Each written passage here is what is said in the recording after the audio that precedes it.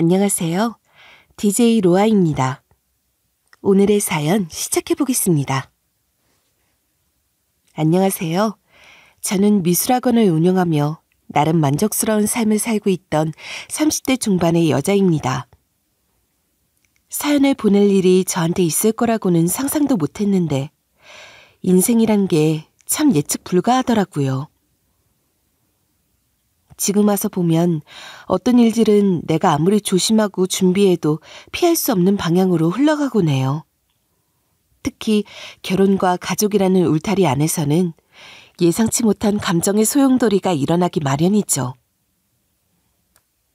저 역시 결혼 전엔 나는 이런 일에 휘둘리지 않을 거야 라고 자신했었는데 결국엔 그 소용돌이에 휘말려 버렸거든요. 처음에는 작은 오해들이었어요. 그게 쌓이고 또 쌓이다 보니 어느새 돌이키기 어려운 선택의 문턱까지 와 있더라고요. 평소에 사람의 마음을 잘 읽는다고 자부했던 저였지만 시댁 식구들의 속마음을 알 수 없었고 결국 그들이 숨겨왔던 진짜 의도를 마주했을 때는 적잖이 충격을 받았어요. 그때마다 지치고 무너질 뻔도 했었지만 뜻밖의 구원자가 있었답니다.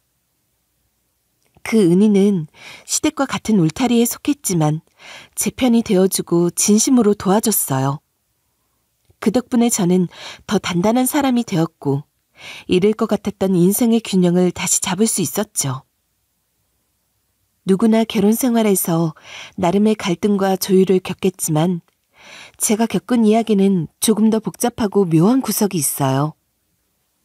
어떻게 보면 드라마 같은 일이죠. 처음에는 설마 싶었던 일들이 하나둘 현실로 다가왔거든요. 때로는 가깝다고 믿었던 사람에게 배신당하는 순간도 있고 그 속에서 예상치 못한 우정을 발견하기도 했죠. 10개의 물속은 알아도 한 개의 사람 속은 모른다는 속담처럼 사람의 마음은 알 수 없는 법이지만 그 와중에도 진심은 언제나 길을 찾아온다고 믿어요. 저는 그 경험을 통해 진정한 인연의 가치를 배웠고 오늘 이렇게 제 이야기를 나누고자 합니다. 결혼, 가족, 그리고 선택에 대한 이야기를 통해 여러분도 자신의 삶을 돌아보는 기회가 되었으면 좋겠어요. 저는 대학에서 미술을 전공했어요. 대학을 졸업한 이후에는 디자이너로 직장 생활을 시작했죠. 처음엔 모든 일이 재밌더라고요. 밤을 새가며 모르는 것을 공부하는 것조차 즐거웠어요. 내 손으로 한 제품의 상품을 디자인하는 게 좋았어요. 적성에도 잘 맞는 것 같았죠. 하지만 그 생활도 6개월이 지나니 힘들어지더군요. 밥 먹듯이 야근을 했던 것 같아요. 하루에도 몇 번씩 디자인을 수정했죠. 눈물이 찔끔 날 만큼 힘든 날이 늘어갔어요. 몸이 힘들다 보니 점점 생각이 많아지더라고요. 나는 그림을 그리는 것을 좋아했던 건데 왜 디자인을 하고 있지? 싶었죠. 이런 고민들을 친구들에게 털어놓으니 하고 싶은 일만 하고 사는 사람은 없다고 입을 모아 말했어요. 그냥 눈 딱 감고 회사 다녀. 너 회사 밖은 지옥이다. 꿈이 밥 먹여주니? 괜히 회사 그만두고 후회하지 말고 현실에 만족하며 살아. 그래도 더 늦으면 정말 아무것도 못할 것 같단 말이야. 난 그림 그리는 일을 하고 싶어. 그런 일이 어디 있어? 아예 전업 작가가 되면 모를까. 미술학원 차리는 건 어때? 나 미술학원 선생님으로 일했던 적도 있잖아. 그 경력 살려서 일하면 어떨까 싶어. 그게 쉬워? 미술학원이 얼마나 많은데. 그냥 안전하게 회사를 다녀. 저는 그렇게 주위 시선을 신경 쓰며 맞지도 않는 일을 계속했어요. 그러다 더는 안 되겠다 싶더라고요. 그날도 다른 날과 다를 바 없이 야근을 마치고 집으로 돌아가는데 이전에 빵집이었던 가게가 문을 닫고 그 자리가 공실이 됐더라고요. 순간 이 자리다 싶었죠. 주위에 아파트도 많고 정류장이 가까이에 있어 미술학원을 하기 좋겠더군요. 저는 다음날 바로 그 자리를 계약했어요. 급하게 회사에 사표를 던지고 20대 후반에 새로운 세계에 발을 딛게 됐죠. 학원은 제 예상보다 정말 잘 됐어요. 월세나 낼 수 있으려나 싶었는데 월세를 내고도 한참 남을 돈을 벌게 되었죠. 원하는 직업을 갖게 되니 하루하루 정말 행복했어요. 걱정했던 것과 다르게 타인을 가르치는 게 적성에 잘 맞더라고요. 다양한 연령대의 사람들을 만나며 즐겁게 수업했어요. 회사를 다닐 땐 하루가 정말 길었는데 학원을 운영하고 나니 하루가 짧게 느껴지더군요. 그렇게 학원을 운영한 지 몇 년이 지난 어느 날 취미로 미술을 배우러 온 남편을 만났어요. 남편은 중소기업에서 평범하게 직장 생활을 하는 사람이었죠. 남편은 열심히 그림을 배웠어요. 수업에 빠지는 법이 없었죠. 그러다 보니 자주 얼굴을 보게 되었고 대화를 나누는 일이 많아졌어요. 자연스럽게 호감이 생겼던 것 같아요. 남편은 살가운 성격은 아니었지만 무심하게 잘 챙겨주는 성격이었죠. 저희는 연인으로 발전했고 3년의 연애 끝에 결혼을 약속하게 됐어요. 처음 시댁에 인사드리러 갔을 땐 시누이만 있었어요. 남편의 형제관계는 아들 둘에 딸 하나였고 결혼 안 한 시누이가 첫째였어요. 남편이 막내고 위로 결혼한 형이 하나 있었죠. 아주버님은 결혼 후 미국에 계신다고 하더라고요. 요즘은 일 때문에 해외에서 많이 사니까 자연스러운 상황이라고 생각했어요. 시누이는 밝고 쾌활한 사람이었어요. 남편과는 다르게 처음 보는 절 살갑게 대해주었죠. 시어머니도 마찬가지였어요. 저와 남편은 시댁과 친정에 인사를 드린 후 상견례까지 무사히 마치고 결혼하게 되었어요. 결혼식에 형님은 참석하지 않아서 형님 얼굴도 못 봤어요. 형님을 본 건 결혼 후였죠. 아주버님 가족이 한국에 잠깐 들어올 일이 있어서 아주버님네 부부만 따로 만났어요. 동서 꼭 한번 만나고 싶었는데 이렇게 만나네? 미술 전공하고 미술학원 운영한다고 들었어. 멋진 일을 하고 있네? 아니에요. 아직 작은 학원 운영하고 있는데요. 저도 아직 배울 게 너무 많아요. 저도 형님 한번 꼭 뵙고 싶었어요. 난 동서처럼 전문가는 아니지만 미술에 아주 관심이 많은 사람이야. 이번에 한국 온 김에 잠깐 가까운 미술관 좀 둘러보고 싶은데 괜찮으면 동서가 전시 좀 추천해 줄 수 있어? 그럼요. 제가 좋은 전시 추천해 드릴게요. 덤으로 미술관 주위 맛집도 같이 추천해 드릴게요. 어머, 정말? 맛집 좋지. 동서 덕분에 좋은 곳 많이 가겠네.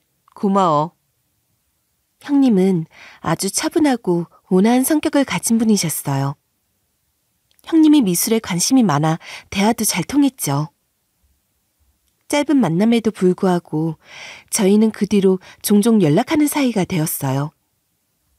시차 때문에 자주 연락은 못하지만 어색함은 없었죠. 가끔 통화를 해도 친근하게 느껴졌어요. 아마 형님이 편하게 대해주셔서 그런 것 같아요. 제 말을 정말 잘 들어주시는 분이거든요. 때론 멀리 있는 친구처럼 그렇게 형님이랑 안부를 주고받았어요. 그렇게 2년의 시간이 흐를 때까지 형님과의 연락은 끊이지 않고 이어졌죠. 그맘땐 형님에게 일에 대한 고민을 털어놓곤 했어요. 학원에 등록하는 회원이 늘어 아침부터 정신없이 일을 하고 있었거든요. 회원이 많아질수록 수업에 대한 고민이 늘어가더군요. 그렇게 일에 치여 바쁘게 사는 도중 가슴이 철렁 내려앉는 일이 일어났어요. 여느 때와 같이 일을 하고 있는데 전화가 한 통 걸려왔죠. 전화를 받아보니 아빠가 횡설수설 말씀하시더라고요.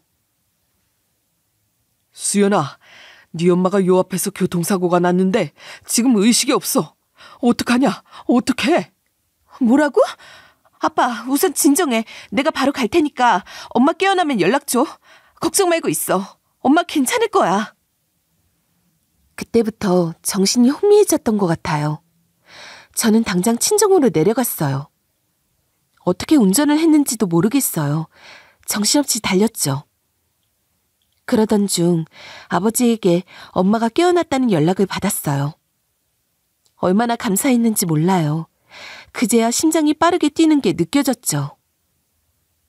터져 나오는 눈물을 애써 참고 오늘 사정으로 수업을 할 수 없다는 공지를 남겼어요. 운전하는 내내 길이 제대로 보이지 않았는데 정신이 맑아지니 길이 선명하게 보이더군요. 익숙했던 도시에 접어들고 병원이 보이자 엄마가 얼마나 보고 싶던지요. 차를 세우자마자 정신없이 엄마가 있는 병실을 찾아 헤맸던 것 같아요. 엄마야, 너 여기까지 어떻게 왔어? 너 일하고 있을 시간 아니야? 아니, 당신은 왜 수연이한테 전화를 했어?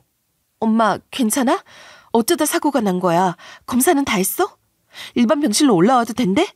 아까는 의식도 없었다며. 괜찮아.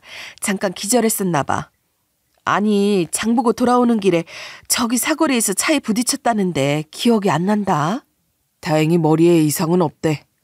발이랑 다리는 내일부터 정밀 검사해봐야 정확히 알 수 있단다. 보나마나 별거 아니지 뭐. 내가 이렇게 멀쩡한데. 얼굴이 조금 쓸려서 보기 그렇지 다른 곳은 괜찮아. 엄마, 다리 깁스해놓고 그런 말이 나와? 검사 다 받아. 교통사고는 후유증이 얼마나 심한데. 아이고, 알았어. 왜 화를 내? 우리 딸 엄마 걱정했어? 엄마 괜찮아. 그럼 당연히 걱정했지. 내가 얼마나 놀란 줄 알아? 아빠도 많이 놀랐을 텐데 집에 가서 좀 쉬어. 병원엔 내가 있을게. 네가 여기 있으면 학원은 어떡해? 그리고 이서방은 어쩌고? 지금 학원이랑 이서방이 문제야? 걱정 말고 쉬어, 어서. 그래도 병원에 있겠다고 고집을 피우시는 아빠를 집으로 보내고 제가 병원에 남았어요. 엄마는 고단하셨는지 일찍 잠에 드셨죠. 저는 병실을 빠져나와 남편에게 전화를 걸었어요. 남편에게 오늘 있었던 일을 말하자 놀라는 눈치더군요. 장모님 장인어른 놀라셨겠다. 당신이 옆에서 잘 보살펴드려. 당신도 몸 잘 챙기고. 알았어. 고마워. 근데 걱정이야. 엄마는 괜찮다고 하시는데 다리가 괜찮을지 모르겠어. 당신까지 겁먹으면 어떡해. 괜찮으실 거야. 내일 검사 잘 받고 또 통화하자. 다음날 일찍부터 검사가 진행됐어요. 검사 후 의사 선생님은 엄마의 양쪽 무릎 손상이 심하다고 하더라고요. 양쪽 무릎 슬개골이 많이 파열됐고 특히 오른쪽 무릎은 잘못하면 후유증이 많이 생길 수도 있다고 했죠. 연세가 있으신 탓에 평소에도 무릎이 좋지 않았는데 이번 사고로 더 심각해진 것 같다고 하셨어요. 저는 그때부터 고민이 되기 시작했어요. 후유증이 많은 부위라고 하니 걱정이 되더군요. 또 수술 후 회복 기간도 걱정됐죠. 이왕이면 회복 기간 동안 제가 부모님 옆에 있고 싶었거든요. 그렇게 밤새 병원을 찾았어요.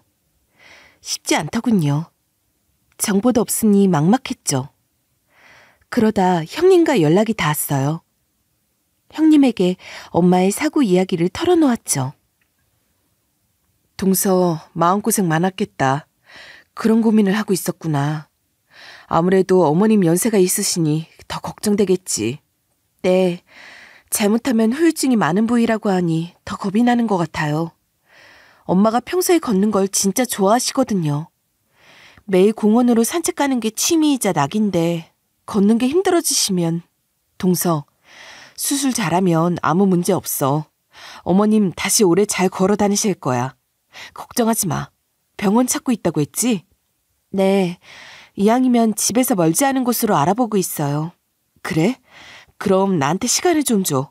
내가 병원을 좀 알아볼게. 우리 가족 중에 의사가 있어. 정말요, 형님?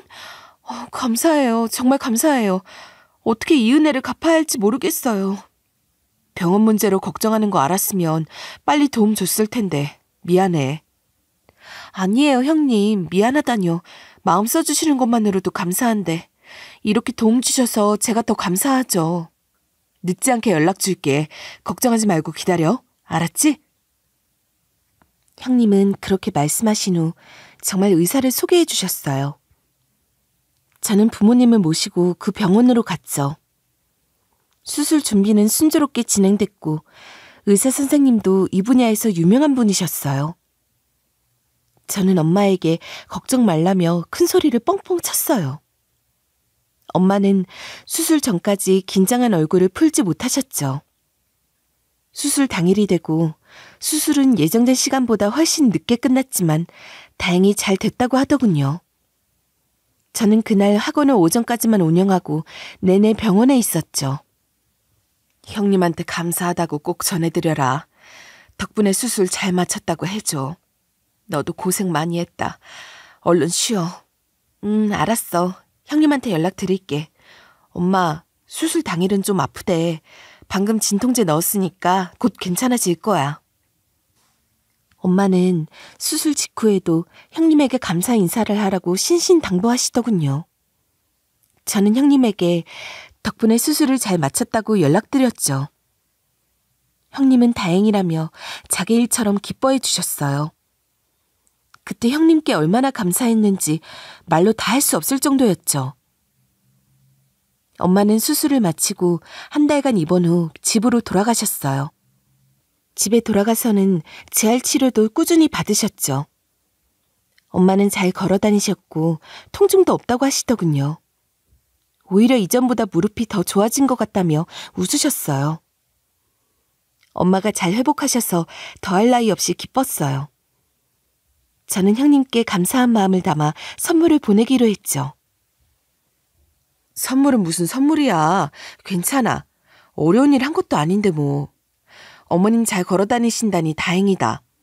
형님, 그래도 주소 좀 알려주세요. 제가 선물이라도 드려야 마음이 편할 것 같아요. 동서, 난 정말 괜찮아. 그러니까 괜히 신경 쓰지 마. 형님은 단호하게 선물을 거절하시더군요. 저는 남편을 통해 형님에게 몰래 선물을 보냈어요. 선물을 받은 형님은 왜 이런 걸 보냈냐며 한 소리 하셨지만 저에겐 형님이 은인이나 다름없었어요. 그 후 명절이나 형님 생일에 맞춰 꼭 선물을 보냈죠. 형님은 받기만 하는 게 미안하다며 제 생일에도 선물을 보내오셨어요. 정말 인성도 좋은 분이셨죠. 하지만 이 사실을 시댁에 말하지 못했어요. 당시 시누이와 형님 사이가 무척 안 좋았거든요. 가족 모임 때면 남편이 자연스럽게 아주버님과 형님 이야기를 꺼내곤 했죠. 왜 또 올케 이야기야? 내 앞에서 올케 이야기 꺼내지 말라니까? 미국에 가 있는 사람이 우리 가족이야? 아니, 나는 형 소식이 궁금하기도 하고. 아이, 알았어. 말 안 하면 되잖아. 내가 올케 안 좋아하는 거 알면서 꼭 말 꺼내더라. 내가 너 입 조심하라고 했지? 시누이는 대놓고 적대감을 표현하더군요. 저는 시누이의 그런 모습이 낯설게 느껴졌어요. 평소 저에게는 살가운 사람이었거든요. 그런 시누이가 형님의 이야기에 눈을 사납게 뜨고 남편을 몰아붙이는 모습이 의아했죠. 두 사람 사이에 무슨 일이 있었는지 궁금했지만 시누이에게 쉽게 물어볼 수 없었어요. 형님도 시누이에 대해서는 따로 언급하지 않으셨고요. 그렇다고 시누이가 올케라는 이유만으로 트집을 잡는 사람으로 보이진 않았어요. 점점 두 사람 사이에 어떤 일이 있었는지 궁금했지만 남편도 어물쩍 넘어가며 대답을 피했죠. 저는 더는 캐묻지 않기로 했어요. 그렇게 시누이와 형님의 이야기는 잊고 다시 정신없이 일에 매달렸어요. 쉬는 날도 없이 일했죠. 그러다 한 달 만에 평일 오전에 잠깐의 여유가 생겼어요.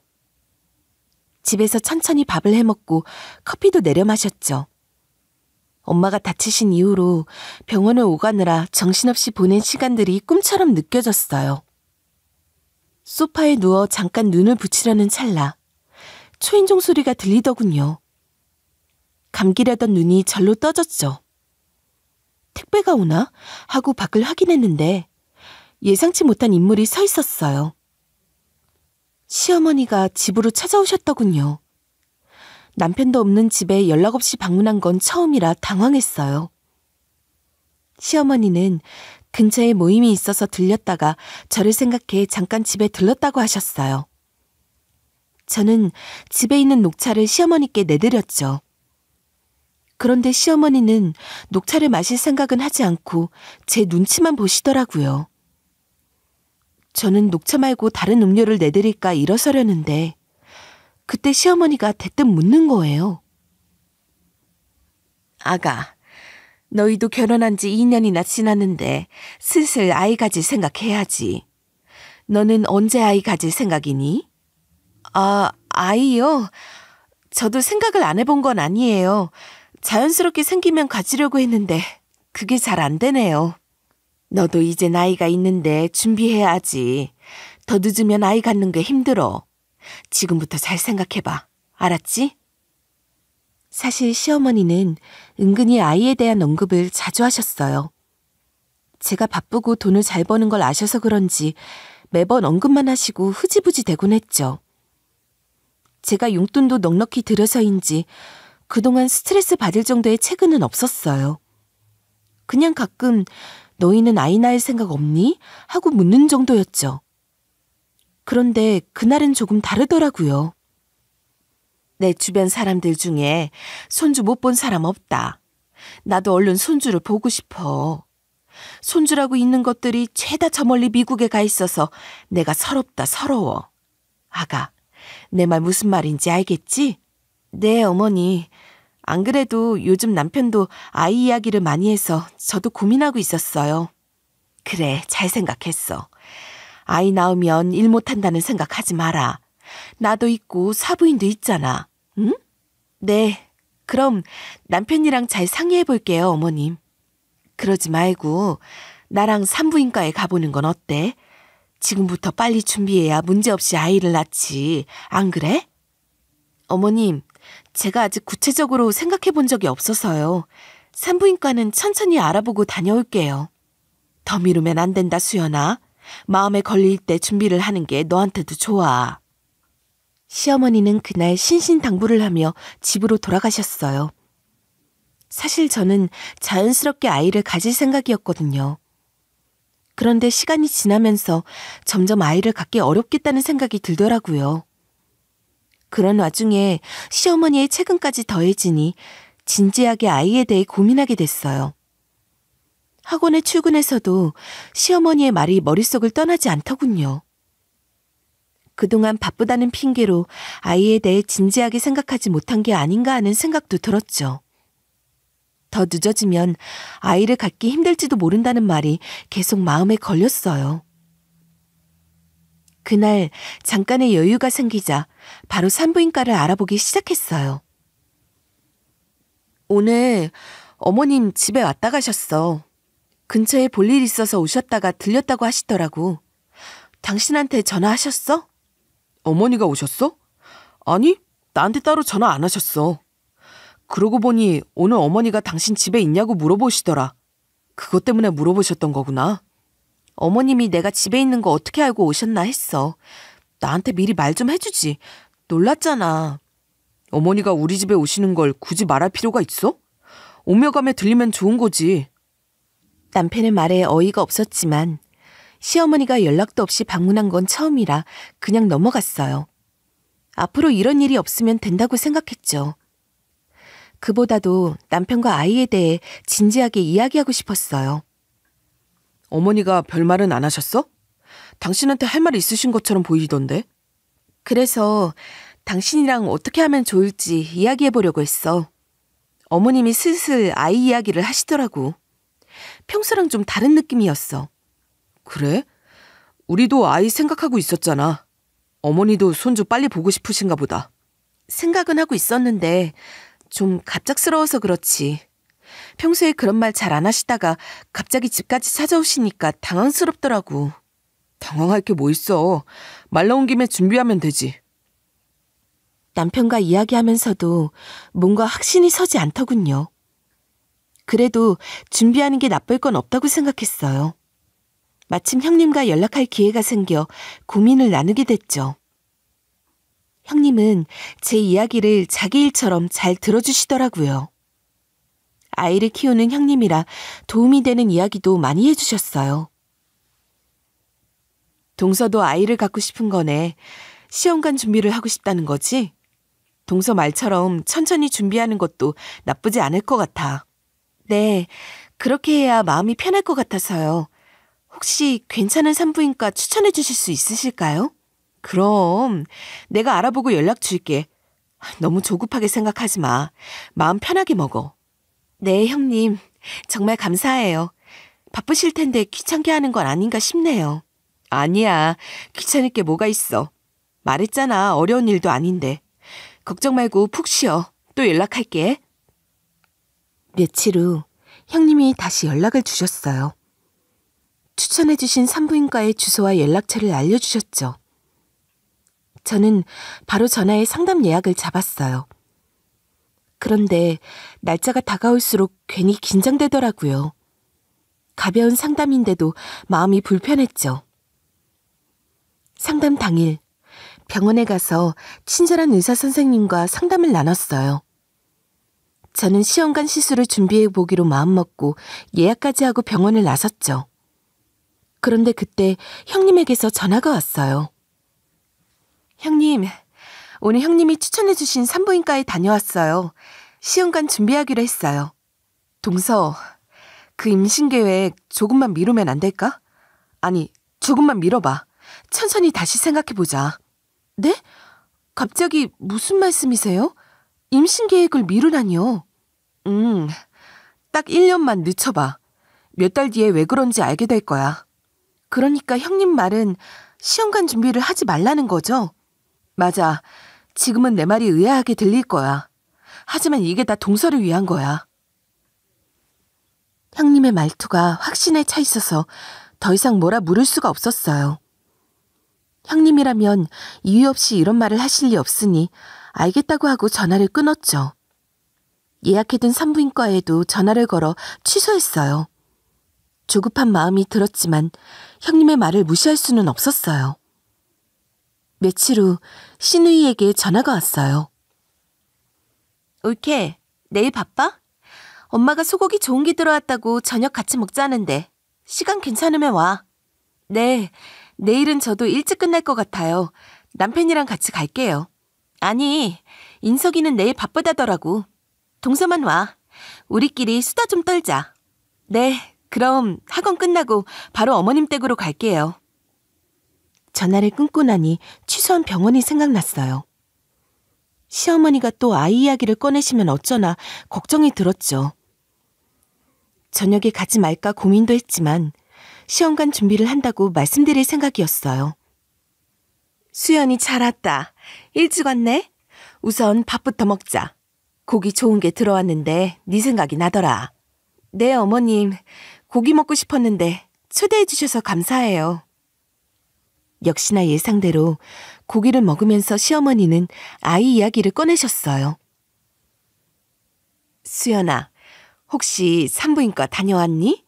내가 빨리 준비하라고 했던 거 잊지 않았지? 네, 어머니. 상담도 받고 검사도 했어요. 시험관 준비하기로 했어요. 그래? 아이고, 잘했다.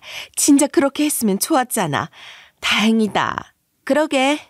올케가 아이 더 늦게 가질까봐 걱정했는데 잘 됐네. 이제 손주만 나오면 된다. 난 이제 소원 다 이뤘다. 시어머니와 시누이는 제 말에 정말 기뻐하시더군요. 저는 괜히 마음이 무거워졌어요. 앞으로 내가 맛있는 거 많이 해줄 테니 아이만 생각해라. 알았지? 조카 생기면 내가 잘해줄게. 올케는 건강하게 아이만 낳으면 돼. 네, 어머님. 몸 관리 잘할게요. 신경 써주셔서 감사해요. 그날 저녁 내내 시어머니는 과일이며 간식들을 제 앞으로 밀어주셨죠. 그럴수록 마음이 더 무거워졌어요. 형님의 조언을 무시할 수는 없었지만 이대로 거짓말을 계속하는 것도 힘들었죠. 그렇게 불편한 마음으로 저녁을 마치고 집으로 돌아오는데 신우이에게서 문자가 왔어요. 올케, 시험관 준비하는데 보태 쓰라고 보내는 거야. 문자와 함께 200만 원이 입금된 걸 보고 깜짝 놀랐어요. 저는 신우이에게 전화를 걸어 돈을 받을 수 없다고 했지만 신우이는 부담 갖지 말라고 하더군요. 일이 점점 꼬이는 것 같았어요. 시어머니와 신우이가 이렇게 신경 써주는 상황에서 거짓말을 계속하는 게 맞는 건지 고민이 되었죠. 결국 형님에게 다시 연락을 했어요. 형님, 어떡해요? 시댁엔 시험관을 준비한다고 했거든요. 엄청 좋아하세요. 심지어 시험관 준비하는 데 쓰라고 200만 원이나 주셨어요. 저 거짓말하는 게 너무 힘들어요. 동서, 그래. 지금 상황이 불편할 수 있어. 근데 조금만 참아봐. 그리고 신우이가 원하는 대답은 다 해줘. 정말 이렇게 계속 거짓말해도 될까요? 형님 말대로 해야 하는 거 아는데 자꾸 마음이 쓰여서요. 원래 시험관 하다 보면 워낙 변수가 많아. 큰 문제 없을 거야. 만약 나중에 일이 꼬이면 내가 도와줄 테니까 동서는 걱정하지 마. 저는 형님을 믿고 계속 밀고 나가기로 마음먹었어요. 형님과 통화 후 신우에게 연락이 올 때마다 시험관은 잘 되어가고 있다고 말했죠. 그래? 다행이다. 잘 되고 있다니 걱정 없겠어. 올케 몸 관리 잘하고 그럼 한 달 정도면 아이가 생기는 거지? 확신할 수 없지만 아마 그 정도면 가능할 것 같아요. 정말? 진짜 다행이다. 그럼 시간이 딱 맞을 것 같아. 신우이의 말에 의문이 들더군요. 시간이 딱 맞는다니? 저는 신우이의 말을 곱씹으며 고민했지만 도대체 뭐가 시간이 맞는다는 건지 모르겠더라고요. 그 말의 뜻을 저는 뒤늦게 알게 됐어요. 어느 날 남편이 큰 가방을 하나 들고 집으로 돌아왔어요. 못 보던 가방을 들고 있길래 이게 뭐냐고 물었더니 남편은 태연하게 말했죠.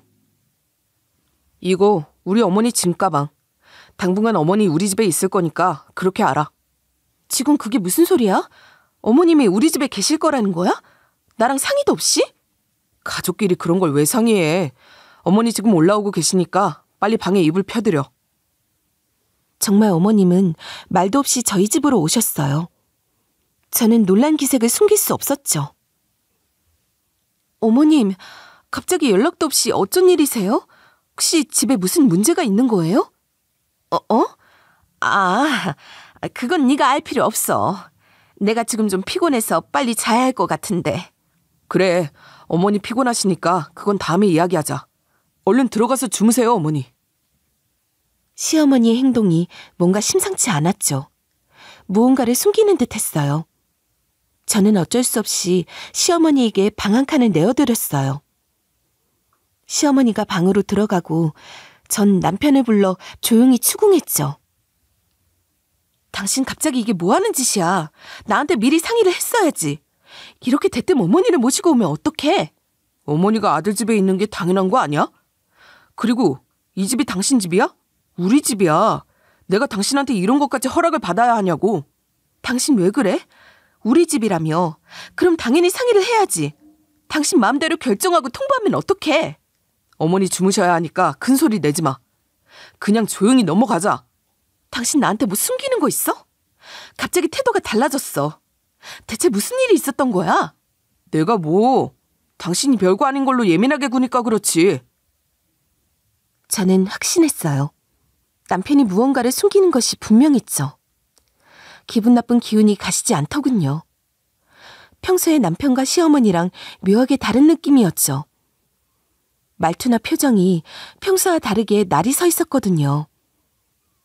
남편과는 자주 다투긴 했지만 그때와 분위기가 아예 달랐어요.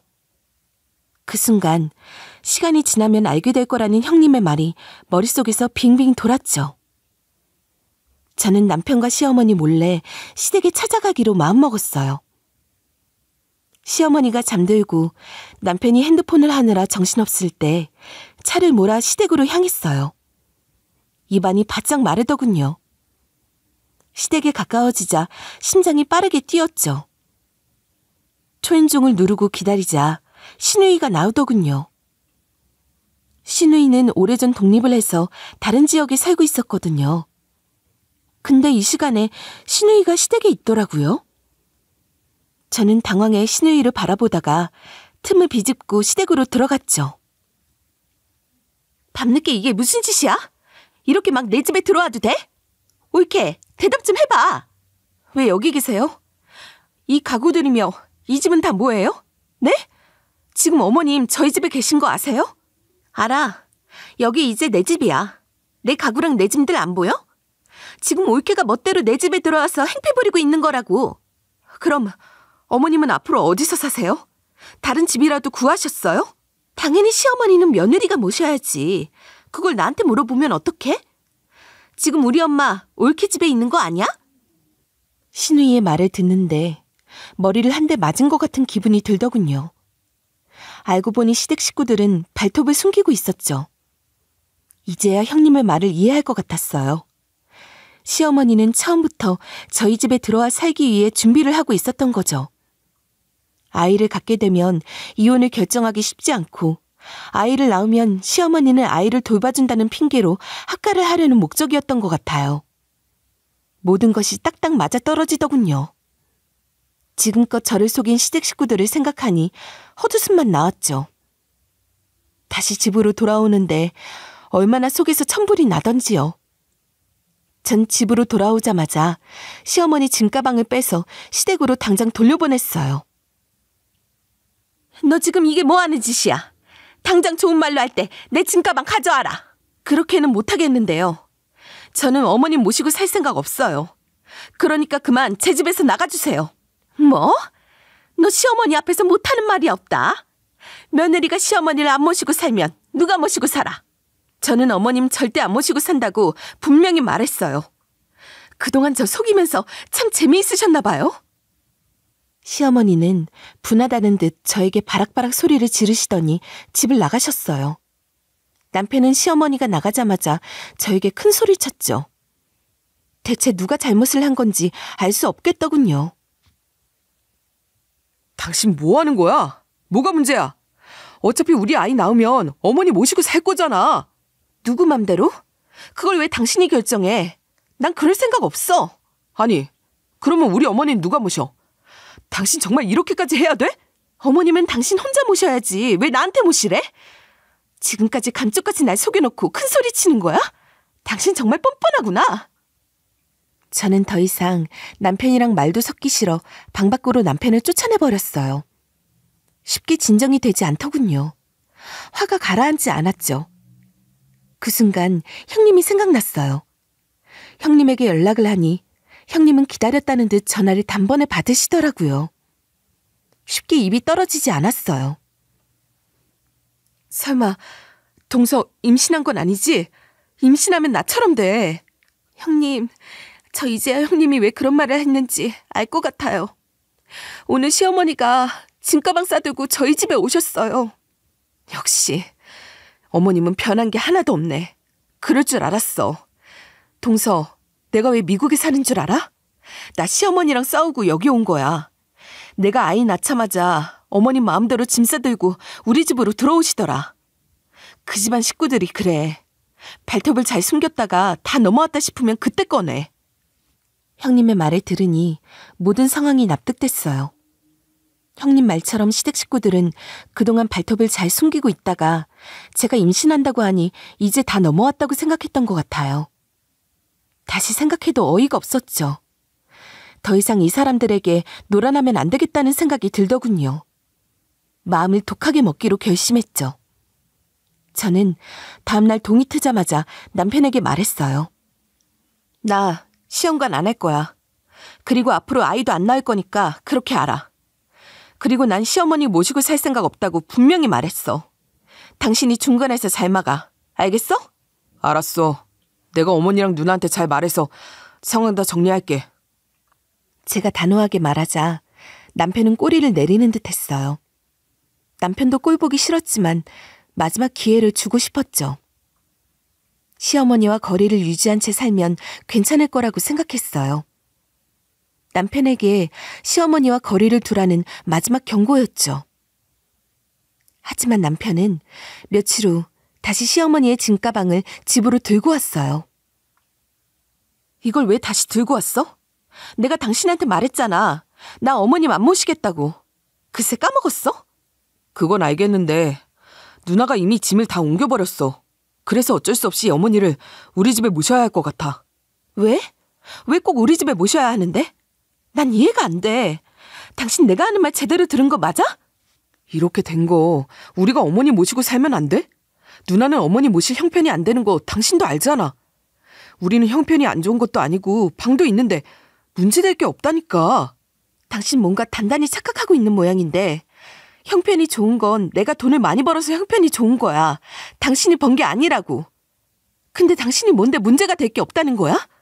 이런 걸로 싸우지 말자. 어머니랑 같이 살면 당신도 좋잖아. 우리 어머니가 당신 잘 챙겨주시잖아. 지금껏 연기하셨는지도 모르지. 내가 아이 갖는다니까 표정이랑 행동 싹 바뀐 사람들이 누군데. 당신이랑 어머님 아니야? 당신이 오해한 거야. 다른 이유는 없어. 어머니는 그냥 손주 빨리 보고 싶어서 그런 거야. 저는 이런 남편의 말에 속아 넘어가지 않았어요. 이미 형님에게 들은 말들이 있기 때문이죠. 시어머니의 속셈을 뻔히 알면서도 뻔뻔하게 제 앞에서 거짓말을 하는 남편이 소름 끼치게 싫었어요. 더 이상 참을 이유가 없었죠. 안 되겠다. 이렇게 친절하게 말해줬는데 아직도 말귀를 못 알아들었다니 할 수 없네. 우리 이혼하자. 뭐? 그게 무슨 소리야? 갑자기 이혼이라니. 당신 화난 건 알겠는데 이혼 소리 그렇게 쉽게 하지 마. 쉽게 한 말 아니야. 난 지금껏 많이 참았어. 더 이상 당신이랑 할 이야기도 없으니까 조용히 이혼하자. 왜 그래 진짜. 내가 어머니 모시고 살자고 해서 그래? 알았어. 그럼 우리 천천히 다시 생각해보자. 나는 더 생각할 거 없어. 당신이랑 이혼할 거야. 내가 기회를 줬을 때 적당히 하고 끝냈어야지. 결국 이게 뭐니? 남편은 그제야 상황을 파악한 것 같더라고요. 남편이 급하게 저에게 매달리기 시작했어요. 여보, 내가 미안해. 이번엔 진짜 제대로 어머니한테 잘 말해둘게. 누나한테도 내가 다 말할게. 그러니까 이혼 소리는 하지 마, 응? 아니, 난 이미 결정했어. 난 아쉬울 거 없잖아? 돈도 내가 더 많고 이 집도 내 지분이 더 많고 차도 내 거고. 여보, 내가 잘못했어. 다시 한 번만 생각해주라, 어? 미안해. 다신 이런 일 없게 할게. 언제는 어머님 모시는 걸 나한테 왜 허락받아야 하냐고 큰 소리 치더니 이제 좀 주제 파악됐어? 그럼 다 반성했어. 내가 당신한테 너무했던 것 같아. 내가 말을 잘못했어. 그래, 다 인정하지? 그럼 이혼해. 더 이상 입 아프게 말하기 싫어. 내가 당신이랑 이혼 못할 줄 알았나 봐? 근데 어쩌냐? 나는 미련 없는데. 남편은 하루 종일 미안하다며 저에게 매달렸지만 제 마음은 변하지 않았어요. 저는 서둘러 이혼 소송을 준비했습니다. 남편이 이혼을 막으려고 비는 모습이 오히려 가증스럽게 느껴지더군요. 끝까지 뻔뻔할 것 같던 시어머니도 그제야 꼬리를 내리며 저에게 미안하다고 연락하셨어요. 남편의 성화에 못 이겨 억지로 하신 연락 같았죠. 수연아, 내가 미안하다. 우리 아들은 아무 잘못 없어. 내가 같이 살고 싶다고 한 거야.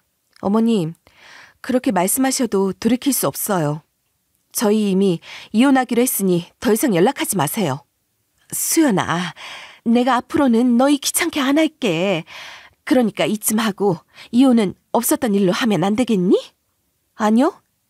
이렇게 뒤통수 맞고 나니 정신이 번쩍 들던데요. 전 이혼해서 아쉬울 게 없어요, 어머님. 그럼 이만 전화 끊겠습니다.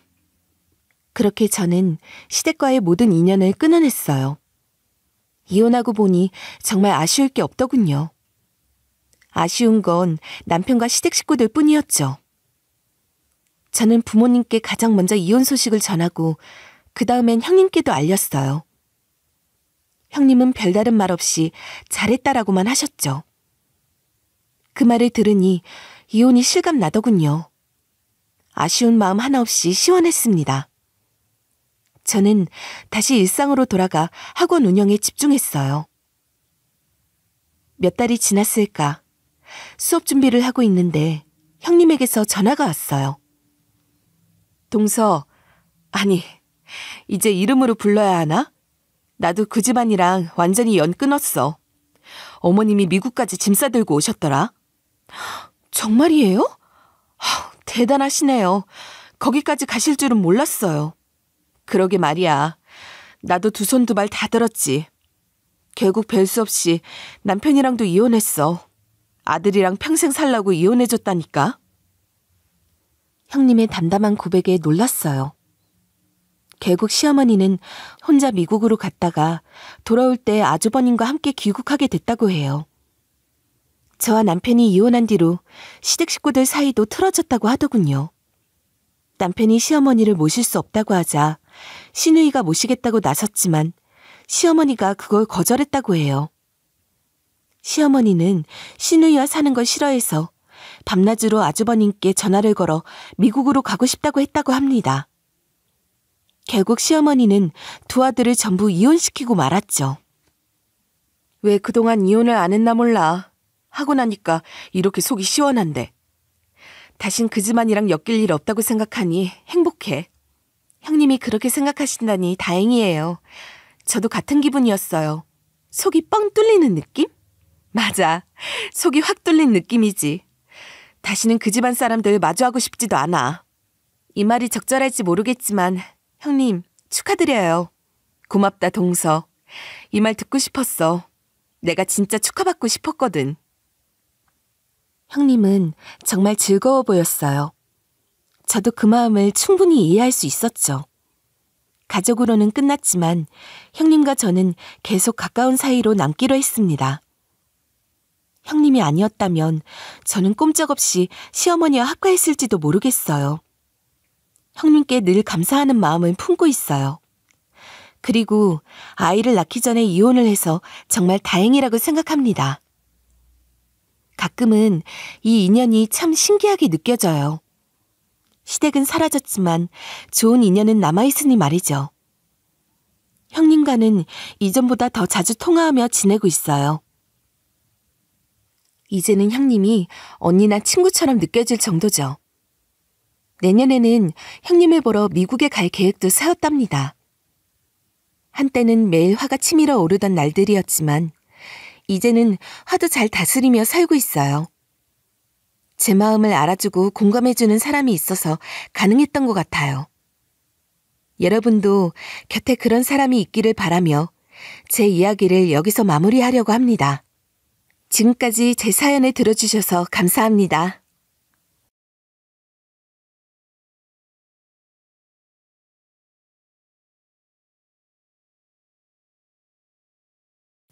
안녕하세요. DJ 로아입니다. 오늘의 사연 시작해보겠습니다. 안녕하세요. 광주에 살고 있는 30대 중반 여자예요. 오늘은 제가 겪은 두 번의 결혼 이야기, 그리고 결국 제가 깨닫게 된 진짜 가족에 대해 이야기해볼까 해요. 사실 첫 결혼이 끝났을 때 저는 참 많이 무너졌었어요. 실패한 결혼, 그리고 사람에 대한 실망감이 저를 꽤 오랫동안 갉아먹었거든요. 그래서 다시는 같은 실수를 하지 않겠다고 다짐하며 혼자 살아가려고 했죠. 하지만 인생은 우리가 계획하는 대로 흘러가지 않더라고요. 그렇게 마음을 닫고 있던 저에게도 다시 한번 사랑이 찾아왔고 저는 그 사랑을 붙잡아 보기로 결심했어요. 하지만 결혼은 나와 배우자만의 문제가 아니더라고요. 시댁이라는 큰 벽도 있었고 거기서 또다시 상처를 받을 뻔한 적도 있었어요. 이번에는 물러서지 않기로 했어요. 첫 번째 결혼의 실수를 반복하지 않기 위해서요. 여러분도 아시잖아요. 사람에게 받은 상처는 사람으로밖에 치유될 수 없다는 거. 그래서 저는 이번에야말로 제 자신을 지키면서 결혼 생활을 이어가기로 했어요.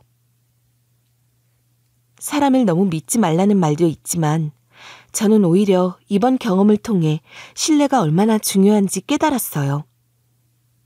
가정은 서로 존중하고 사랑해야 하는 공간이어야 한다고 생각해요. 그래서 용기 있게 제 의견을 내고 저를 무시하는 사람들에게는 단호하게 대응했죠. 가족은 서로 돕고 사랑해야 하는 존재라는 걸 다시금 배운 시간이었어요. 서로 돕고 존중하지 않으면 그건 가족이 아니라 타인일 뿐이다. 이 말을 마음에 새기며 이제는 더 이상 불안하거나 두렵지 않은 삶을 살고 있어요. 제 이야기가 여러분께도 작은 용기가 되기를 바라며 이만 제 이야기를 시작해 볼게요. 저는 아버지가 중학교 때 사고로 돌아가시고 나서 항상 안정적인 가정에 대한 환상을 가지고 살아왔어요. 그래서 빨리 결혼하는 게 꿈이었죠. 치의학을 전공하고 취업한 후 바로 선을 봐서 결혼했어요. 직업이 안정적이다 보니 돈도 빠르게 모으고 재테크도 열심히 했던 덕에 경제적으론 좋았지만 남자를 보는 눈은 정말 없었나 봐요. 그냥 선하게 생기고 나에게 잘해주면 마음을 주곤 했거든요. 첫 번째 남편은 작은 카페를 운영하는 연상이었는데 스타일이나 말투가 따뜻해서 만난 지 6개월 만에 결혼을 결심했어요. 그런데 이혼하게 된 건 남편이 항상 끼고 살던 조카 때문이었어요. 형님 아들이라고 했는데 연애할 때부터 중학생이나 되는 큰아이를 일주일에 한 번씩은 꼭 만나고 원하는 걸 다 사주는 걸 보고 조금 의아했죠. 그러다 신혼여행 후 시어머니 선물을 드리려고 혼자 시댁에 들렀다가 남편이 살던 방에 들어갔는데 거기서 사진첩을 발견했어요. 그런데 조카의 아기 시절 육아일기가 있더라고요. 알고 보니 조카는 사실 남편의 숨겨둔 자식이었고 속도 위반으로 아이를 낳은 후 저를 속이고 만났던 거예요. 그 길로 바로 이혼을 했고 제 첫 결혼 생활은 한 달 만에 끝났죠. 제 인생에 실수라고 할 게 없었는데 그때는 꽤 충격이 컸어요. 결혼에 한 번 실패했다는 것이 낙인처럼 느껴졌죠. 대한민국에서 이혼녀로 살아간다는 것도 쉽지 않았지만 더 큰 문제는 내가 누군가를 다시 만날 수 있을까? 라는 생각이었어요. 그래서 독립적으로 살아가야겠다고 마음먹고 이성을 만나는 것에는 마음을 비웠죠. 그즈음 울적하고 외로운 마음을 바꾸고 싶어 필라테스를 시작했어요. 거기서 친해진 회원 한 명이 답답하면 자기네 교회에 와서 울고 가라고 하더라고요. 그래서 어차피 의지할 곳도 없던 차에 믿져야 본전이라는 마음으로 그 교회에 갔어요. 아무도 없는 교회당에서 저를 아는 사람도 없으니 마음껏 속풀이나 해보자며 중얼거리고 있었죠. 안녕하세요. 혹시 새로 오신 분이세요? 네, 잠깐 앉아있다 가려고 하는데 민폐가 될까요? 그럼 바로 나갈게요. 아니에요. 그냥 궁금해서 온 거예요. 안 되는 게 어디 있겠습니까? 편하게 있다 가세요. 커피 한 잔이라도 드릴까요? 새로운 남자에 대한 경계심이 있었지만 저에게 관심을 가지며 커피도 타주고 상냥하게 대해주는 게 고맙더라고요. 그 후로도 가끔 밤에 교회에 가게 되었고 얼굴을 마주치며 조금씩 대화를 나누기 시작했어요. 통하는 점도 많았고 무엇보다 공감 능력이 뛰어나 저에게 큰 위로가 되었죠. 와, 정말 힘드셨겠네요. 그래도 요즘에는 한 번 다녀온 게 오히려 쿨해 보이기도 해요. 너무 위축되지 않으셔도 돼요. 그렇게 말해주셔서 감사합니다.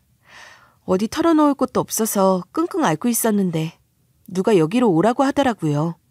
잘 오셨어요. 우리 자주 차도 마시고 밥도 같이 먹어요. 저도 친구 생겼다고 생각할게요. 이 일도 다 지나가게 될 거예요. 저는 원래 누군가에게 제 마음을 잘 털어놓지 않는 편인데 지금의 남편을 만나고는 술술 말하게 되더라고요. 알고 보니 남편은 회계사무소에 다니는 동갑이었어요. 엄청 프로페셔널하거나 돈을 많이 벌진 않았지만 책임감 있어 보이고 괜찮은 사람이더라고요. 예배당에서 대화하고 주일 예배 때 얼굴을 트며 친해진 우리는 급속도로 가까워졌고 자주 집에 놀러와 밥도 먹으며 사랑을 키워나갔어요. 저는 20대 때 열심히 일해서 빠르게 돈을 모아 집을 마련했거든요. 우와, 여기가 네 집이야? 뭐 대단한 건 아니고 그냥 가지고 있던 거야.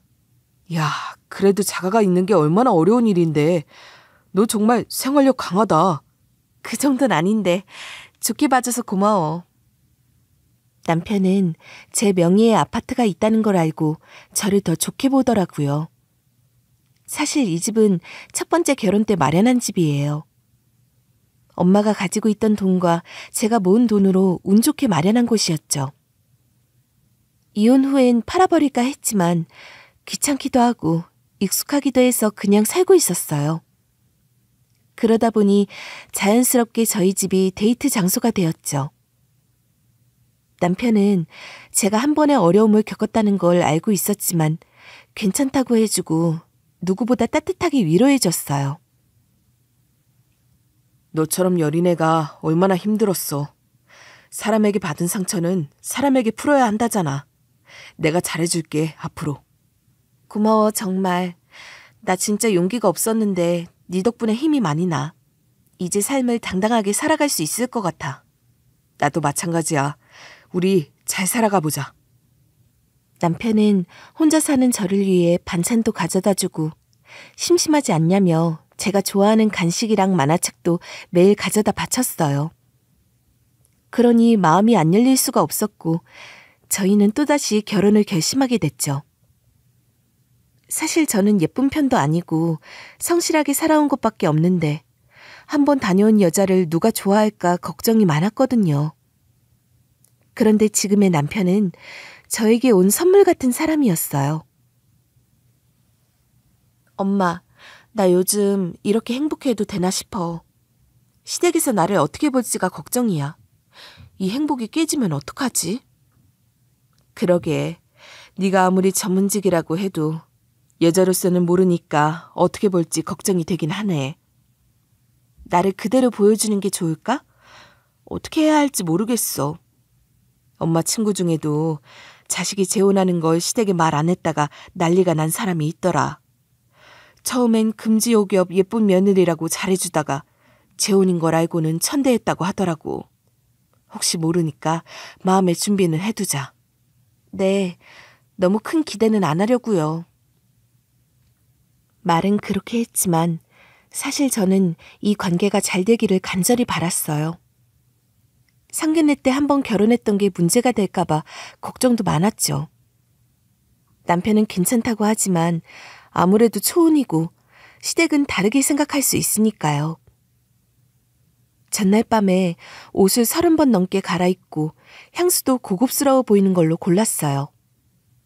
머리도 풀었다가 묶었다가 하면서 인상 좋게 보이려고 잠 한숨도 못 잤어요. 그런데 예상과 달리 인사를 드렸을 때 생각보다 너무 우호적인 분위기였어요. 남편이 저의 직업, 환경, 성격 등을 미리 잘 이야기해 둔 것 같더라고요. 어머나, 반가워요. 너무 예쁘시네. 어서 앉아요. 감사합니다. 처음 뵙겠습니다. 그래요.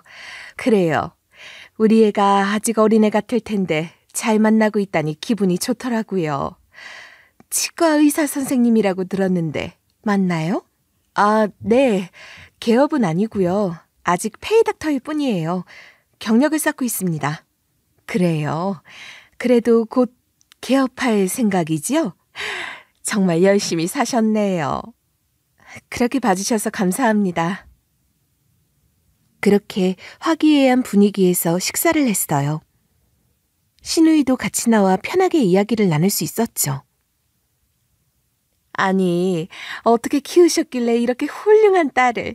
사돈, 대단하시네요. 예쁘고 똑똑한 데다가 집까지 있다니 얼마나 성실하게 사신 거예요? 뭘요? 좋은 집도 아니고요. 과찬이십니다. 그래도 이 아이가 한번 다녀온 게 있어서 걱정이 많았습니다. 그 부분이라면 괜찮아요. 요즘 그게 흠인가요? 저도 예전엔 엄청 따지던 사람이었는데 요즘은 결혼 한 번, 두 번쯤은 아무것도 아니더라고요. 그리고 젊은 애들은 애만 없으면 티가 나나요? 맞아요. 요즘 제 친구들 중에서도 다녀온 애들이 많아요. 안 맞으면 빨리 헤어지고 맞는 사람 만나는 게 낫더라고요. 그런가요? 그렇게 생각해 주셔서 감사합니다. 요즘은 동거만 하고 헤어지는 경우도 많아요.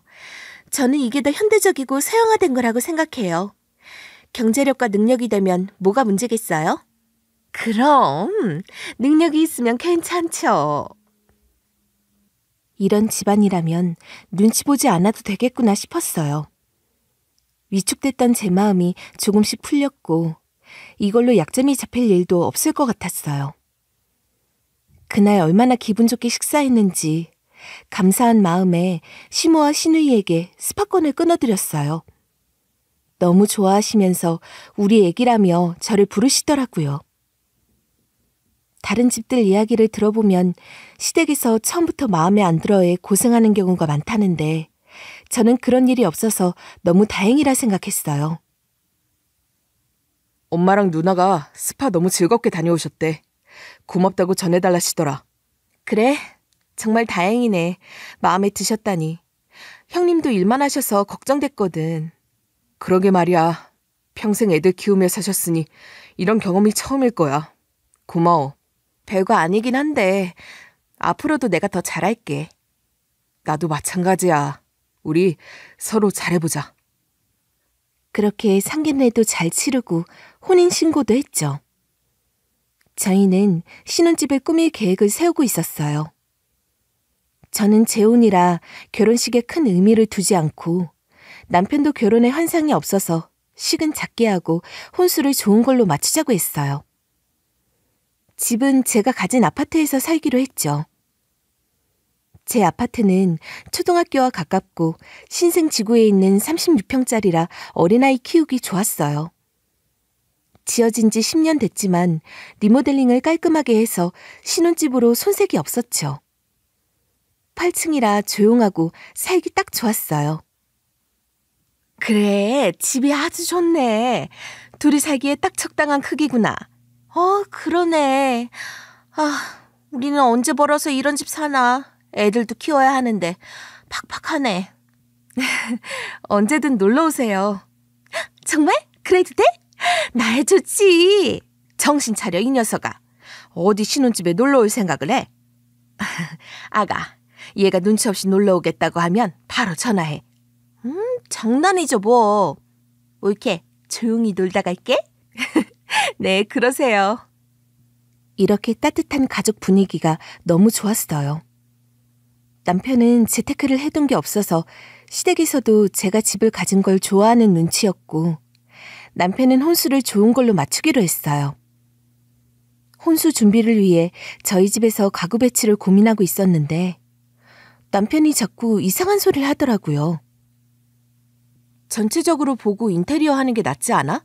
가구도 맞추고. 근데 우리 방만 일단 꾸미면 되지 않을까? 나머진 천천히 하자. 근데 우리가 또 꾸밀 시간이 있을까? 빨리 끝내고 싶은데. 아니야, 나중에 두고 싶은 게 생길 수도 있잖아. 일단 우리 방만 하자. 왜 그래? 나중에 언제 하려고. 그냥 지금 해버리자. 굳이 지금 다 채울 필요는 없잖아.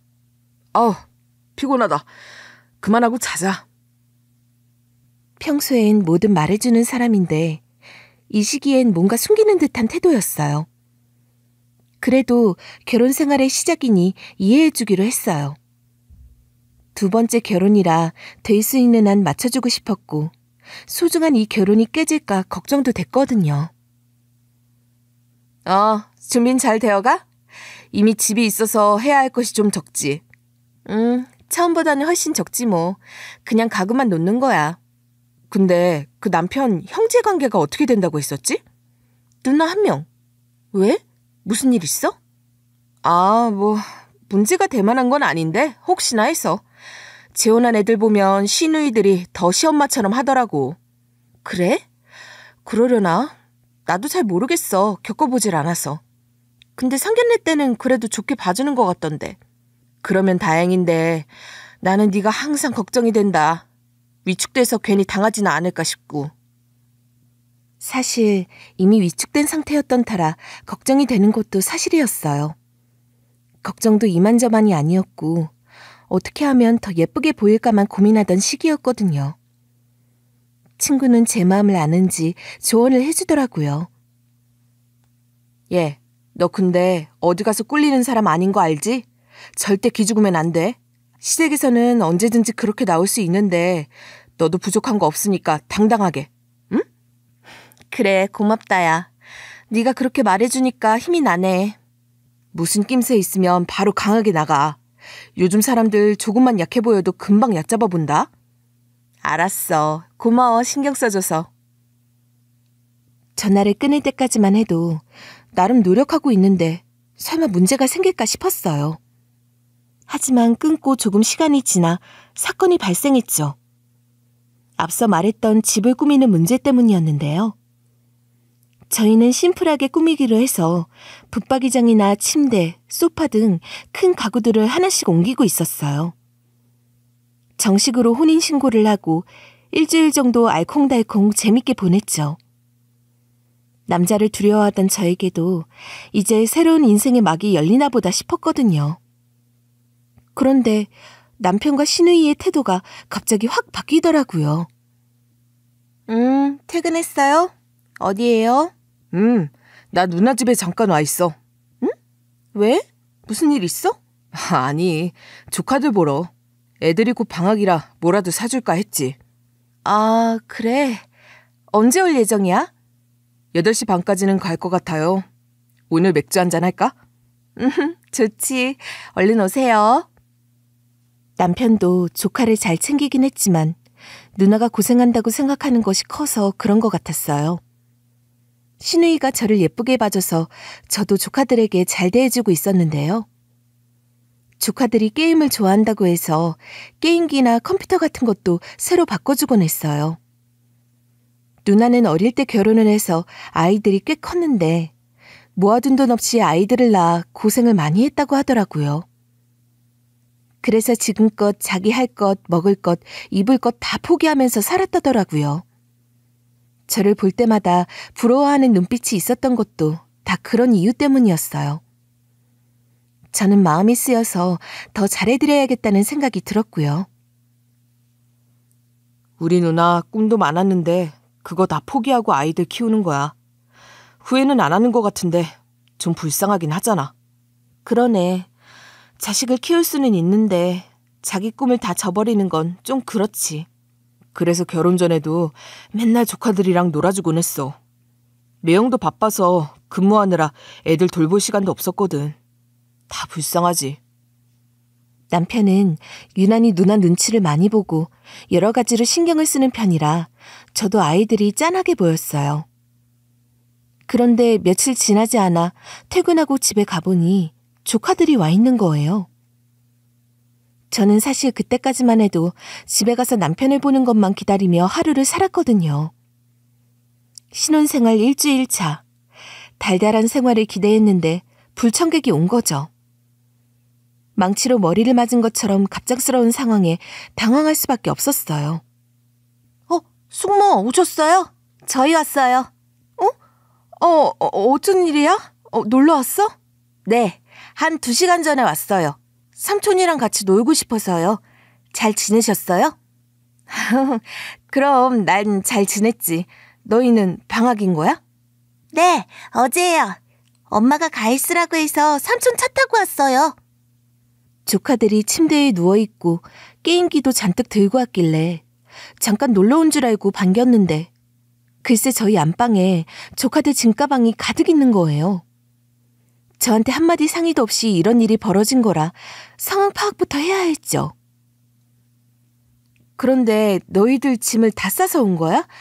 며칠 있는 것 치고는 짐이 많은 것 같은데. 아, 며칠치가 아니고 한 달치예요. 엄마가 한 달 동안 가 있으라고 했어요. 나는 처음 듣는 말인데 무슨 소리야? 삼촌 차 타고 왔다고? 네, 아까 삼촌이 데리러 와서요.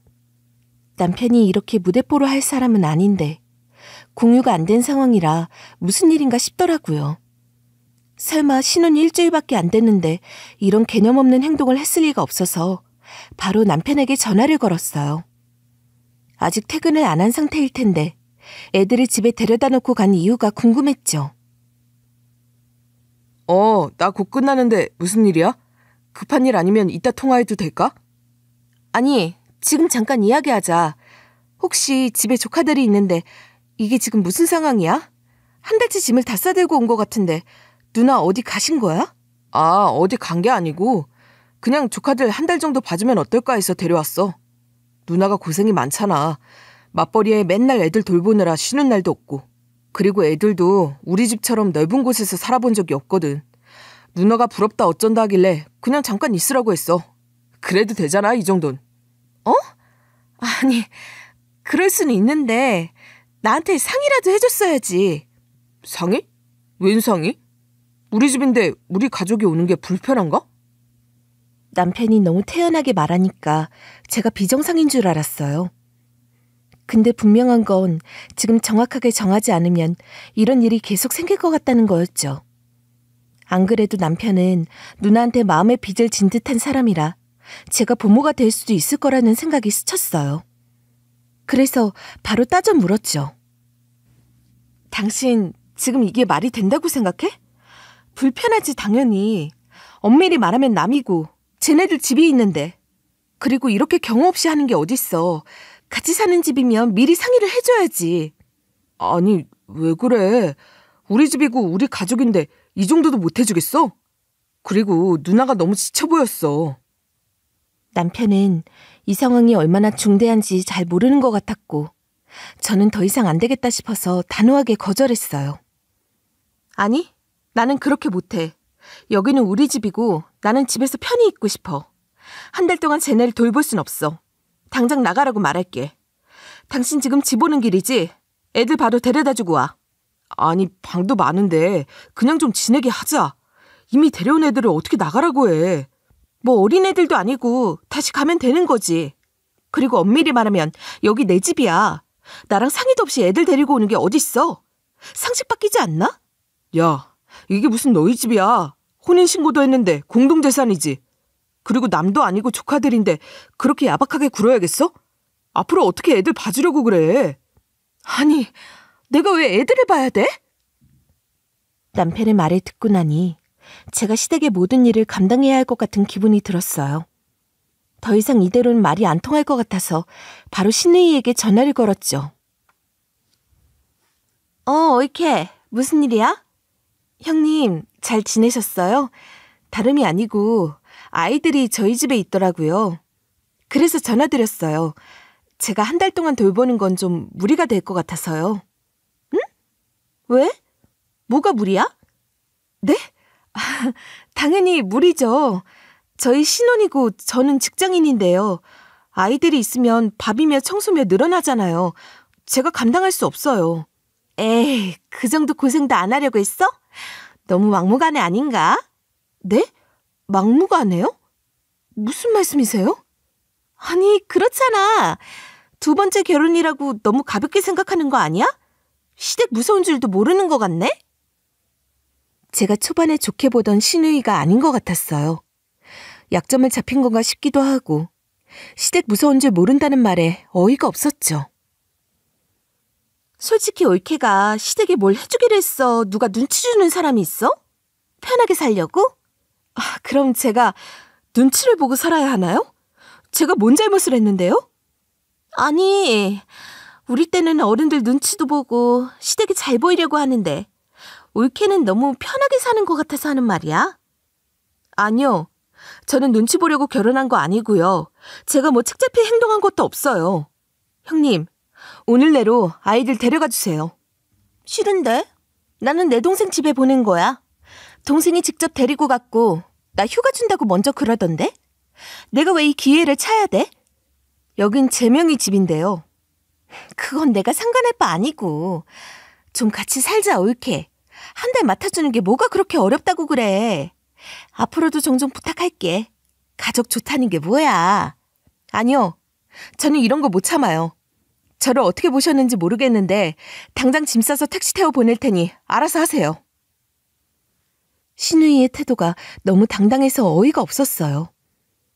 우리 집이 숙박업소도 아니고 자기 자식 맡겨두는 휴양지도 아닌데 왜 이렇게 뻔뻔한지 이해가 안 갔죠.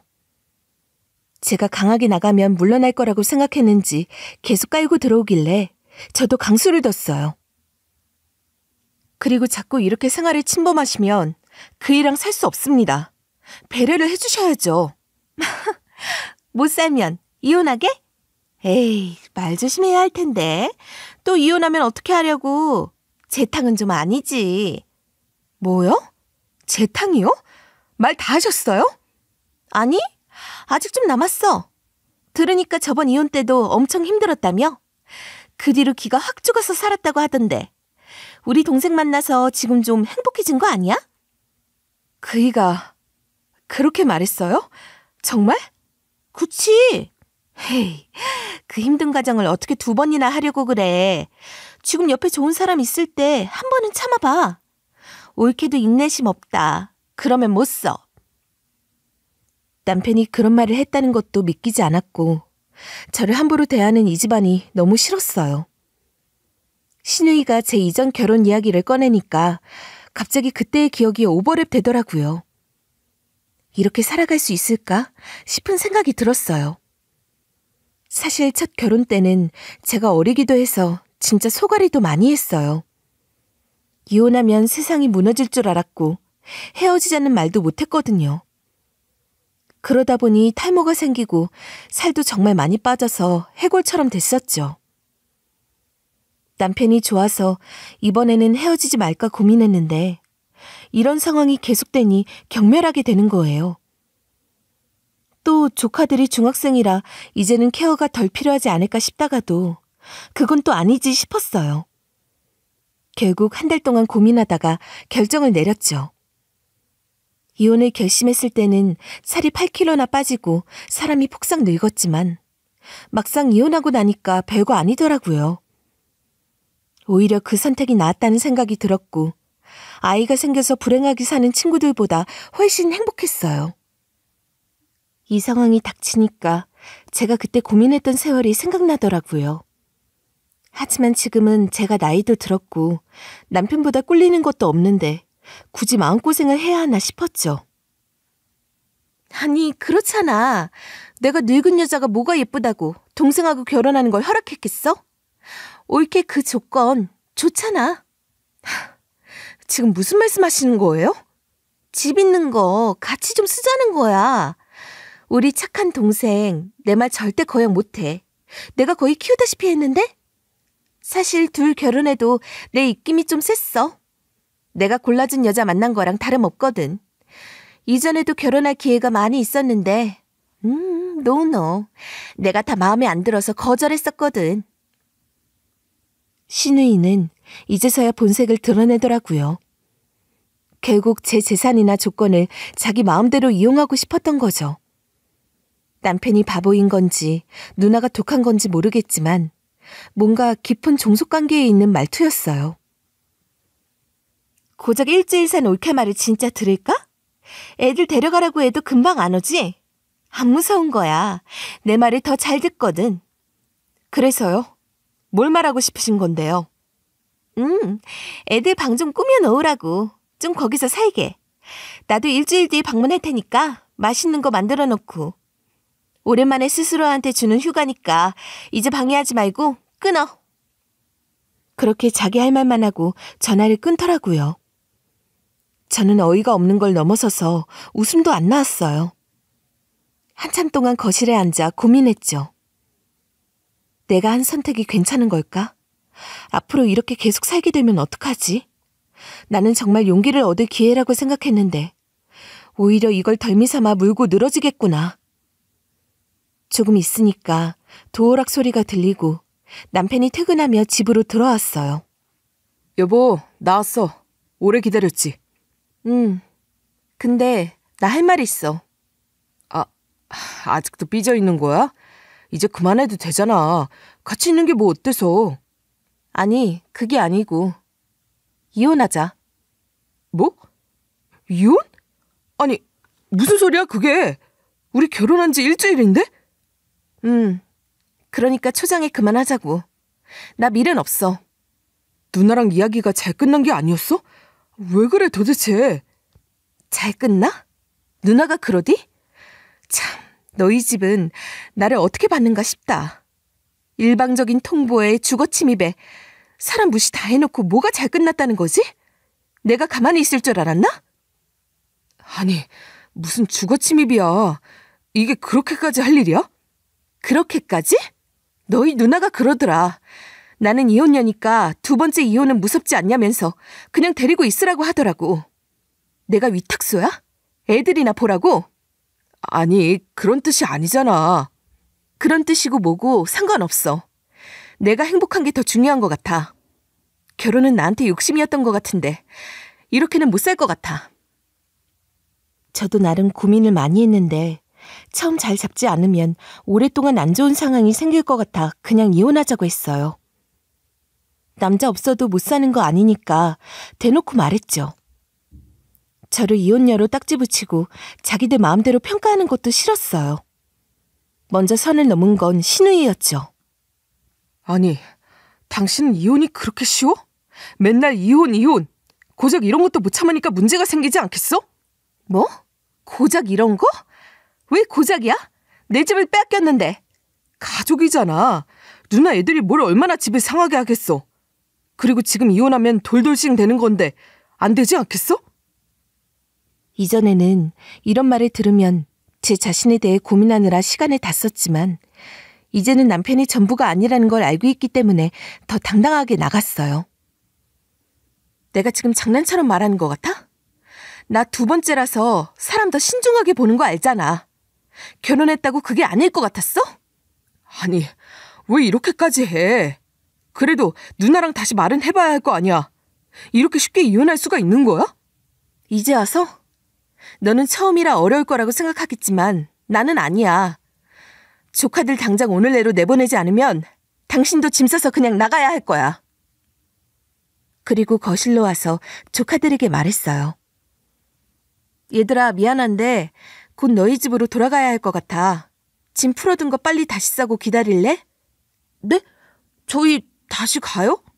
그럴 리가 없는데. 방학 내내 여기 있을 거라고 하셨는데.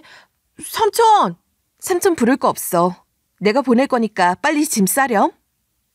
조카들은 제 눈치를 보면서 삼촌에게 어떻게 해야 하냐고 묻고 남편은 당황한 채로 서 있었어요.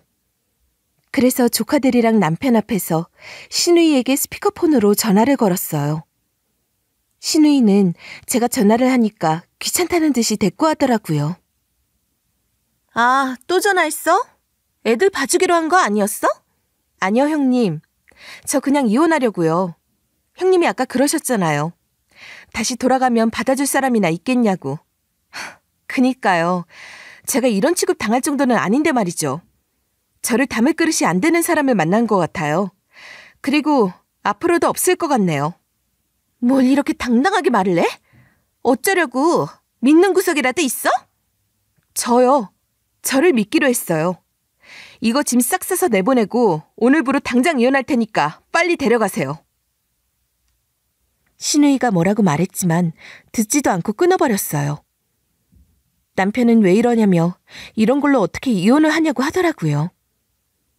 그리고 저를 말릴 사람은 시어머니밖에 없다고 생각했는지 전화를 걸었어요. 엄마, 지금 우리 집에 올 수 있어? 좀 어머니, 놀라셨죠? 지금 좀 문제가 생겼어요. 무슨 일이야? 도대체 갑자기 왜 그러는데? 아, 형님 애들을 제가 키우게 생긴 것 같아서요. 상의도 없이 저희 집에 위탁하네요. 그리고 제가 이혼 한 번 했다고 무시를 하더라고요.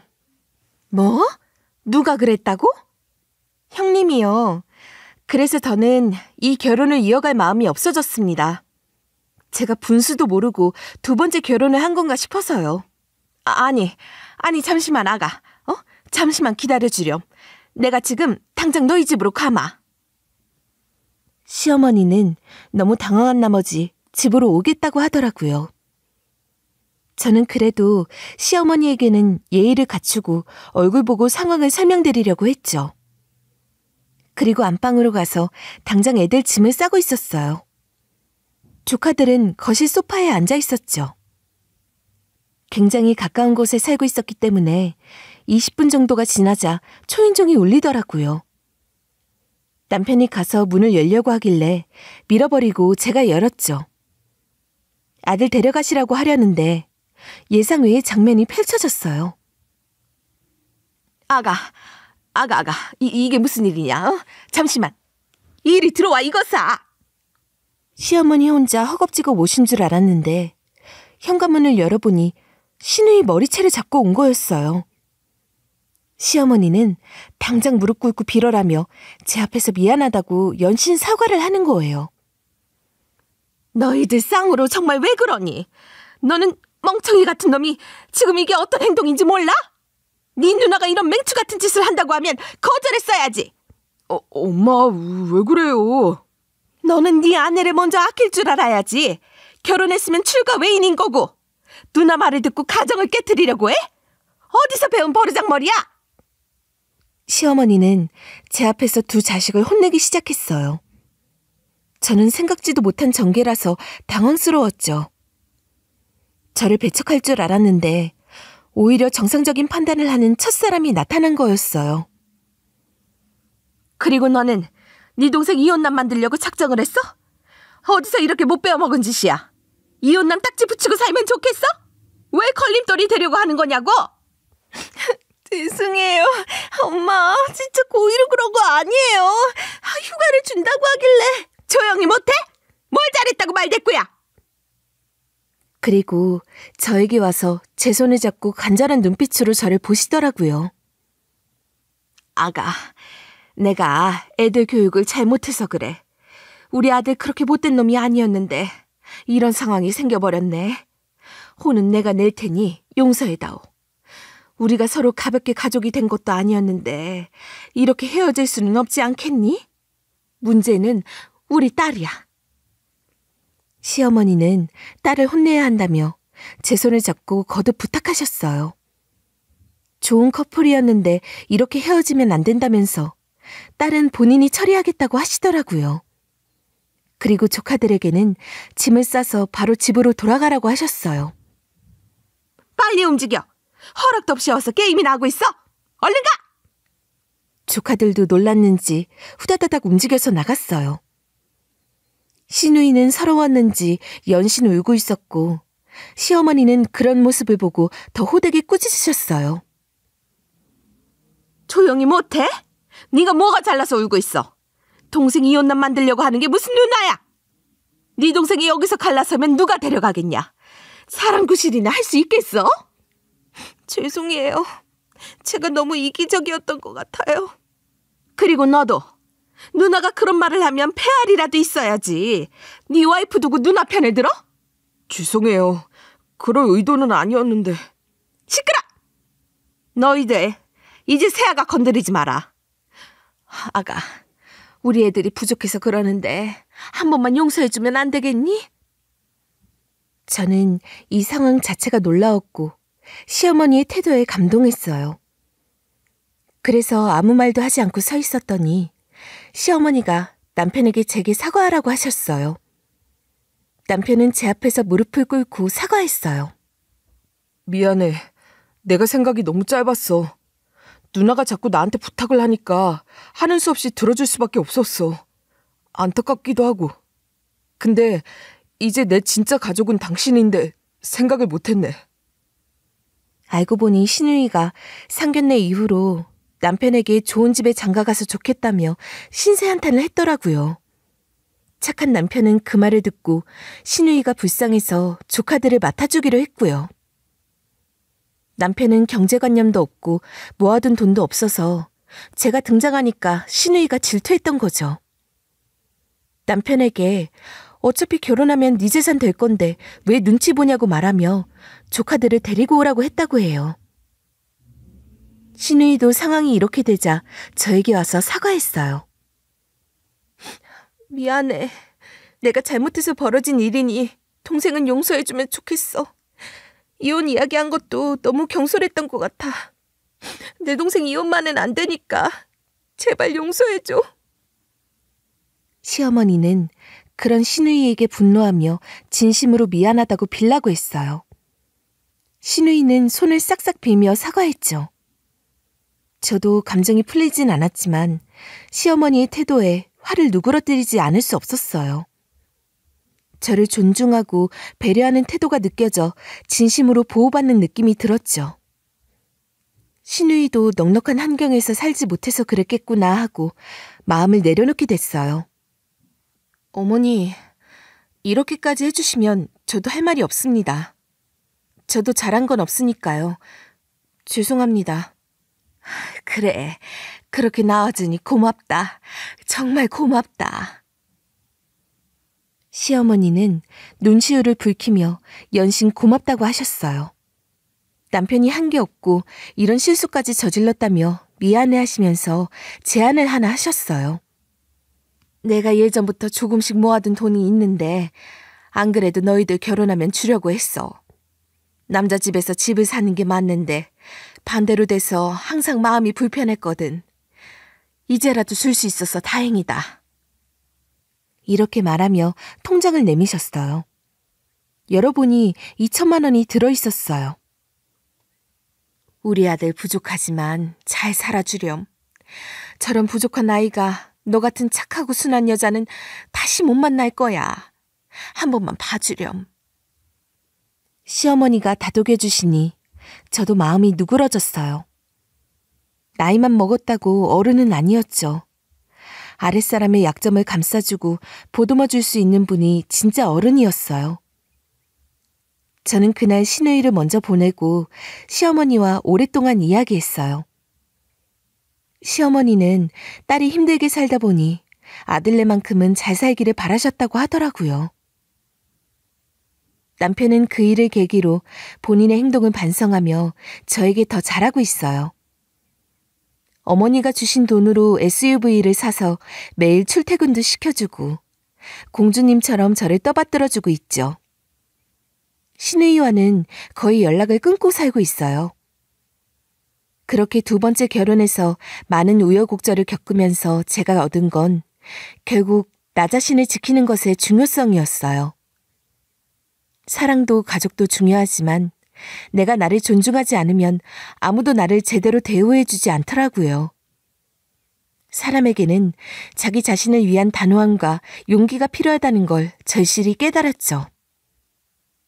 사실 저는 처음 결혼할 때까지만 해도 가족은 무조건 참아야 하는 관계라고 생각했어요. 시댁에서 무슨 말을 해도 내가 어떻게 생각하든 상관없이 무조건 순응해야 한다고 믿었죠. 하지만 두 번째 결혼해서 느낀 건 그렇지 않다는 거예요. 가족이라고 해서 무조건 참아야 하는 게 아니라 오히려 더 솔직하게 나의 입장을 말하고 서로 조율할 수 있어야 진짜 가족이 되는 거라는 거였죠. 가정은 서로 돕고 존중하는 공간이 아니면 타인일 뿐이다. 이 말을 정말 가슴 깊이 새기며 앞으로는 누가 뭐라고 해도 내 자신을 지킬 거예요.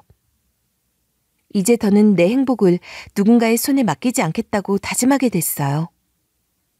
시어머니께서 끝까지 제 편을 들어주시고 신우이에게 제대로 된 행동을 보여주신 덕분에 진정한 가족의 의미를 다시 한번 깨달을 수 있었죠. 이제 저는 더 이상 두렵거나 불안하지 않은 삶을 살고 있어요. 그동안의 일이 저를 더 강하게 만들어주었으니까요. 사람을 의심하거나 무작정 멀리하는 게 아니라 진짜 내 편이 누군지를 제대로 알고 그들과 함께하기로 했어요. 그 과정에서 타인의 부당한 요구에는 분명하게 선을 긋고 제가 가진 것들을 지킬 줄 아는 용기를 갖게 되었죠. 여러분도 저처럼 힘든 상황에 놓여 있을 수 있어요. 하지만 너무 무너지지 않으셨으면 해요. 오히려 그런 일들을 통해 진짜 가족이 무엇인지, 진짜 내 편이 누군지 알게 될 수 있거든요. 그리고 무엇보다 나 자신이 내 편이 되어야 한다는 것도 잊지 마세요. 자기 자신을 지킬 수 있는 용기, 그리고 스스로를 믿고 존중할 수 있는 힘이 가장 중요하다는 걸 저는 두 번의 결혼을 통해 비로소 깨달았어요. 저의 이야기가 조금이라도 여러분께 힘이 되길 바라요. 여러분도 힘들 땐 꼭 자기 자신을 믿어주세요. 결국 가장 큰 힘이 되어줄 사람은 바로 자기 자신이니까요. 앞으로도 이 깨달음을 잊지 않고 저도 여러분도 더 당당하게 살아가길 바라요.